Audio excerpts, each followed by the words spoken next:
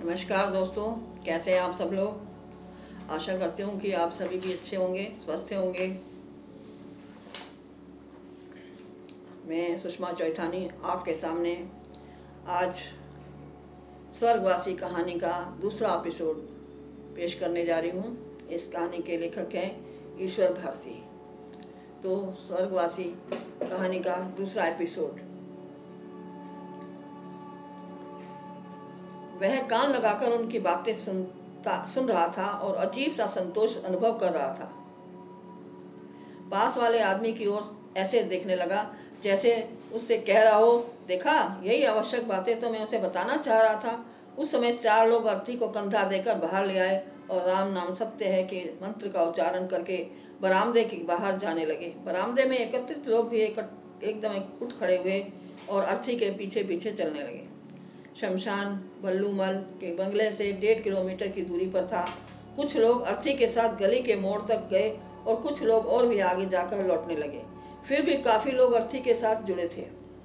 वह फुर्ती से आगे बढ़ा और धीरे धीरे छोटे छोटे समय के बाद अर्थी को कंधा देने लगा। थोड़े थोड़े समय के बाद अर्थी को कंधा देने लगा। अर्थी को कंधा देकर वह पूरे जोश खरोश से राम नाम सत्य ही बोल रहा था। जनून जो उस पर हावी था, कंधा देते समय और अर्थी के साथ चलते समय एक अजीब चुस्ती के साथ वह जल्दी जल्दी अर्थी को कंधा दे रहा था और ऊंचे स्वर में राम नाम के उच्चारण में साथ दे रहा था। शमशान में वे लोग 15-20 मिनट में पहुंच गए। शमशान के बाहर अर्थी को नीचे रखकर रस्मी क्रियाक्रम किया गया और फिर अर्थी अंदर शमशान में लाई गई। कुछ लोग लकड़ियों की व्यवस्था में जुट गए और फिर अर्थी और दूसरे लोग ग्रुपों में बंटकर बातें करने लगे। वह भी परिचित व्यापारियों के एक समूह में सम्मिलित हो गया।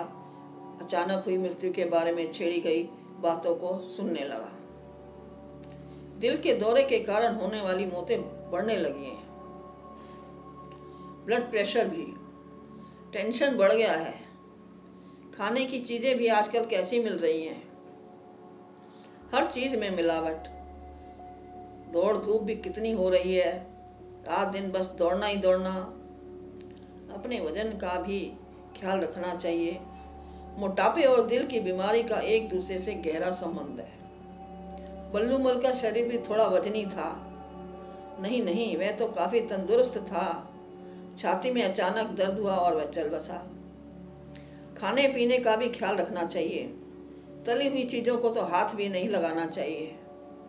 चावल आलू भी नहीं खाने चाहिए। गोश्त मछली और अंडे भारी चीजें हैं। सिगरेट और शराब तो है ही हानिकारक। आजकल चाय का उपयोग भी बढ़ गया है। चाय भूख को खत्म कर देती है, कभी कभी आंत भी बिगाड़ देती है। कब्ज की शिकायतें भी सामान्य हो गई हैं। कब्ज तो बहुत सारी बीमारियों की जड़ है। एक आदमी जो खाने पीने का शौकीन था बीच में बोल पड़ा, तो आखिर खाएं भी तो क्या खाएं, आत्महत्या कर लें। लगता है ये अकेला ही है, उसने सोचा। आत्महत्या की बातें कर रहा है। चिता पर लकड़ियां रखी जा रही थी। अर्थी चिता पर रख दी गई। क्रियाक्रम करने वाले ने मृतक के मुंह में कफन हटाया। मृतक का अंतिम दर्शन करने के लिए वे चिता के पास गया। वे वही बल्लूमल है। आंखें बंद, मुंह खुला, ठंडा शांत। मृतक की बंद आंखों पर जमे हुए घी के टुकड़े रखे गए। मुंह में चंदन की लकड़ी की छोटी सी लकड़ी। घबरा कर वह पीछे हट गया। चिता को आग लगा दी गई। चिता धू धू करती जलने लगी। आवाजें सुनाई देने लगी। जो आग जोर पकड़ने लगी और धीरे धीरे शोले लपाने लगे। उसे लगा कि वह थोड़ा चक्कर आ रहा है।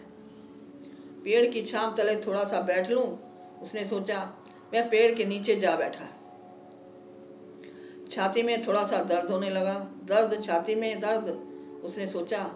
बल्लूमल को भी तो छाती में दर्द हुआ था और फिर दिल का दौरा। धमाका, वह सहम गया। मृतक की खोपड़ी से पहला धमाका हुआ था, और भी होंगे। उसने सोचा दुकान पर जाने के बजाय वह घर चला जाए। छाती की तकलीफ बढ़ जाएगी तो वह परेशान हो जाएगा। घर जाकर विक्स या कोई मलहम लगाकर आराम करेगा। उसने सोचा। सारे लोग तितर बितर होने लगे। शमशान में लगे नल से लोग अपने हाथ पैर धोकर बाहर जाने लगे। उसने भी हाथ पैर धोए और शमशान से बाहर निकलकर एक ऑटो रिक्शा में जा बैठा। रिक्शा वाले को बल्लूमल के बंगले का पता देकर वह खुलकर बैठा। उदास उदास सा लग रहा था। उसे लगा था कि कभी अचानक मर सकता है। बाल बच्चों, यारों, मित्रों, संबंधियों, माल असबाब से बिल्कुल कटकर मिट्टी में मिल जाएगा। उसकी आंखें नम हो गईं। बल्लूमल के बंगले पर पहुंचने उसने रिक्शा वाले को किराया दिया और स्कूटर की ओर बढ़ा। बंगले से अब भी रोने की आवाजें सुनाई दे रही थी। उसने अपने आप को काफी थका हुआ महसूस किया। घर पहुंचकर वह आराम करना चाहता था। उसने सोचा घर पहुंचकर अपने बेटे को फोन करेगा कि आज उसका स्वास्थ्य कुछ अच्छा नहीं है, इसलिए वह दुकान पर आज नहीं आएगा। घर पहुंचा तो पत्नी ने आश्चर्य से पूछा, आप वापस आ गए? हाँ, तबीयत कुछ ठीक नहीं लग रही, सोचा घर जाकर आराम कर लूं। कुछ हुआ तो नहीं? छाती में थोड़ा दर्द हो रहा है, विक्स लगा दो, आराम आ जाए। आपका टिफिन तो दुकान पर भेज दिया है, कुछ बनाओ आपके लिए। नहीं, कुछ खाऊंगा नहीं, तू दुकान पर फोन कर दे कि मैं आज नहीं आऊंगा। पत्नी ने फोन किया, विक्स ले आई। वह पलंग पर लेटा था। पत्नी ने पंखा चालू किया और उसकी छाती पर विक्स मलने लगी। नींद आ रही है, उसने कहा। सो जाओ, पत्नी बोली और कमरा बंद कर दिया। थका हुआ होने के कारण तुरंत ही नींद आ गई। पसीने की बूंदें उसके चेहरे पर इकट्ठी होने लगी। ये कहानी यहीं पर समाप्त होती है। इस कहानी का शीर्षक था स्वर्गवासी। मरना हर किसी को है, लेकिन जब कोई मरता है उसकी अर्थी पर जब कंधा देने जाते हैं तभी एहसास होता है कि हाँ, एक दिन हमने भी मरना है। चाहे वो हट्टा कट्टा हो, चाहे वो बीमार हो, चाहे वो बूढ़ा हो, चाहे वो बुजुर्ग हो, जाना सबको है। उसी समय याद आता है, उससे पहले हर आदमी कुछ भी करता है। धन्यवाद। आपसे निवेदन है कि आप मेरी इस कहानी को लाइक करें, अगर अच्छी लगे सब्सक्राइब करें और अपने कमेंट्स में दें। धन्यवाद।